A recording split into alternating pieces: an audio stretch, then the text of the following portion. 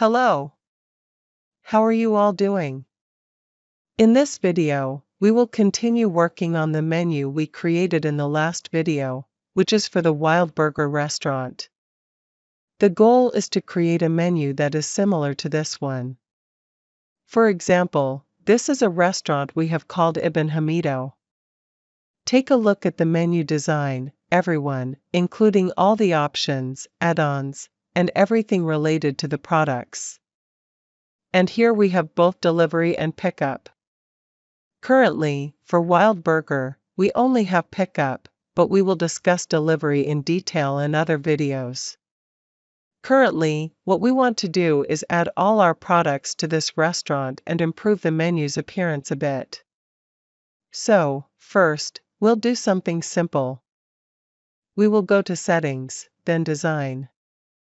We will notice that the primary color in the menu is red, even though our restaurant's logo is a bit brown, so we want to adjust these colors to be similar or close to the logo's colors.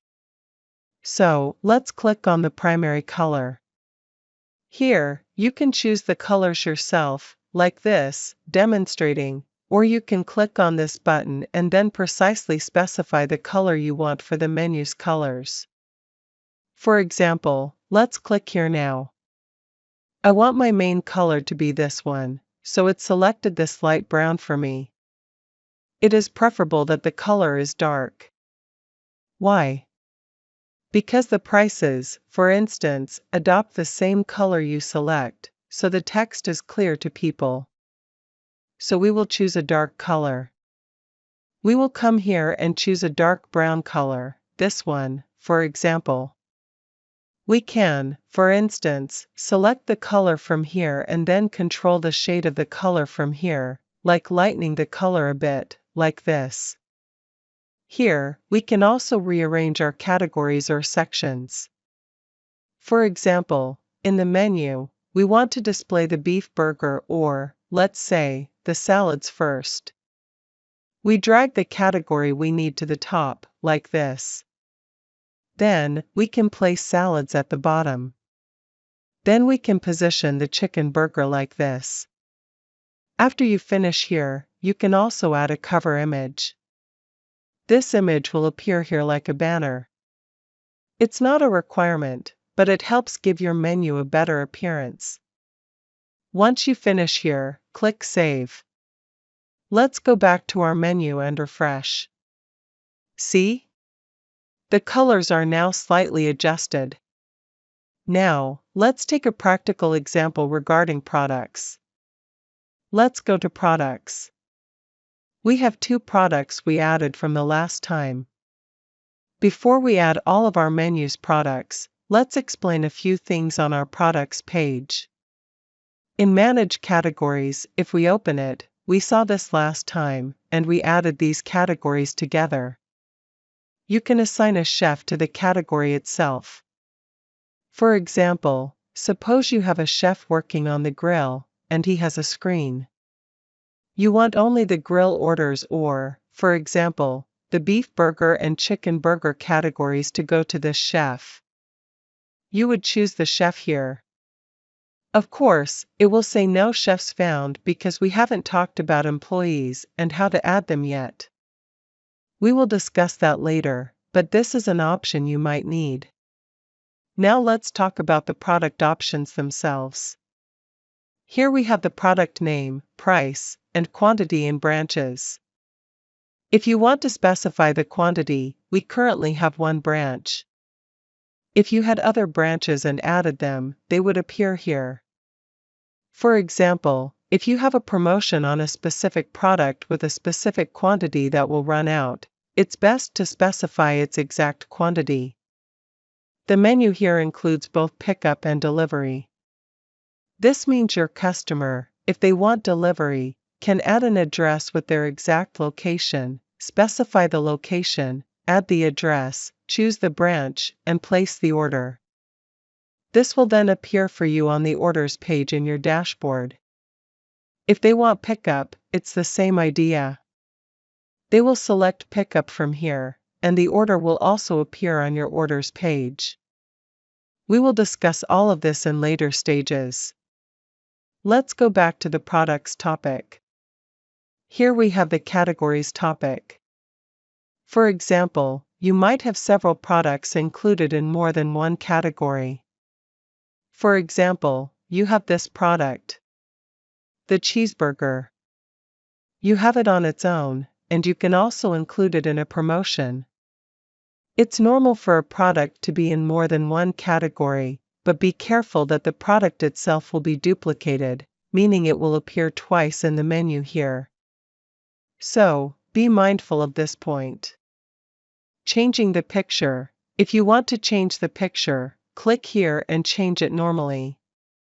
If you want to delete several products at once, select them from this box, then go to Additional Options and click Delete Selected.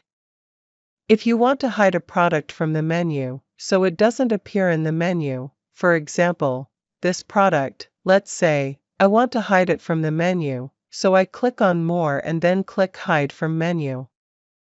An icon will appear here, which is this one. It will tell you, this product is hidden from the menu. If we go back to the menu and refresh, the product is there but hidden, no one can order it. This is also a useful option, especially if you have products you want to add but their details are not yet ready.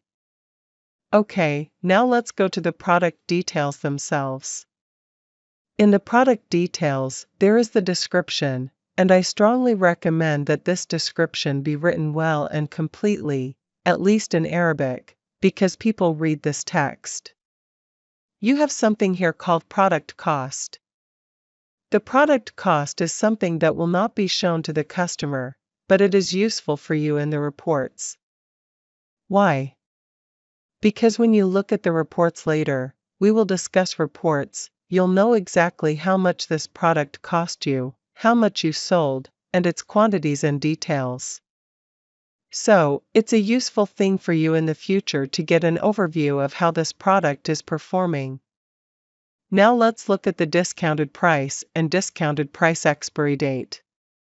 For example, if you set the price for this product here at 50, you come here to the discounted price and say, for example, of course, the discounted price cannot be 50, it must be lower, so let's say 45. 45 EGP. If you click Confirm, it will ask you for the discounted price expiry date. It will tell you that you must set the date when this discounted price will end. This means if that date passes, the product will return to its original price of 50 EGP. Next, you go to the branches for the product. If you have more than one branch, they will appear here. If you select Available in all branches, it will automatically select all branches here. After that, we have product options. For example, for this product, the cheeseburger, you have a single option, and you have a double option. Let's add another option. Let's put single at the top so they appear in order, single, then double, and finally, let's say triple. The single will take your base price, which is the 50 EGP you set. You don't want to add anything to it because the 50 EGP price you set is for the single. For the double, you will write the increase over the 50 EGP, not the double's full price. For example, if the double is 60 EGP, here you will say 10 EGP, that's the difference between the single and the double. For example, let's say the triple will increase by 20 EGP. You just write the increase over the single, so here we will say 20 EGP. These are the options. This means the customer or user cannot place an order without choosing one. This is the fundamental difference between product options and add-ons. With product add-ons, the customer can choose not to select anything, it's optional. But here, with options, they must choose one of them, they cannot order without choosing. There was a group added here that is not needed, so let's remove it.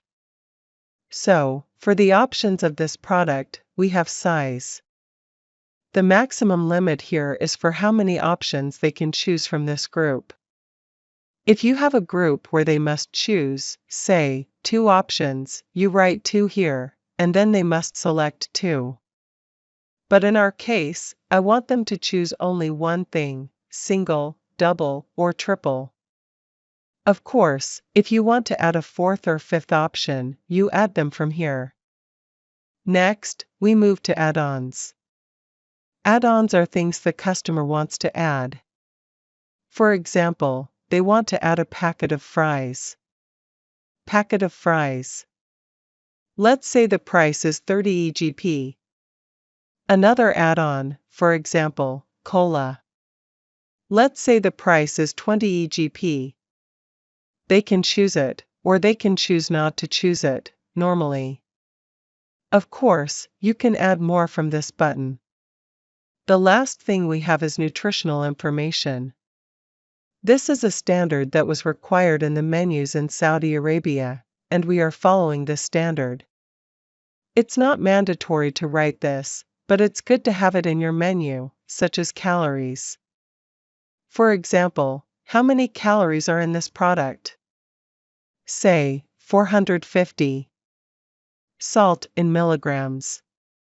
For example, let's say this has 1000 milligrams. Of course, if the product contains caffeine, add it in milligrams as well.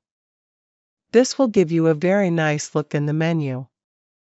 For example, let's look at an example. You will see something like this. The calories and nutritional information will appear here.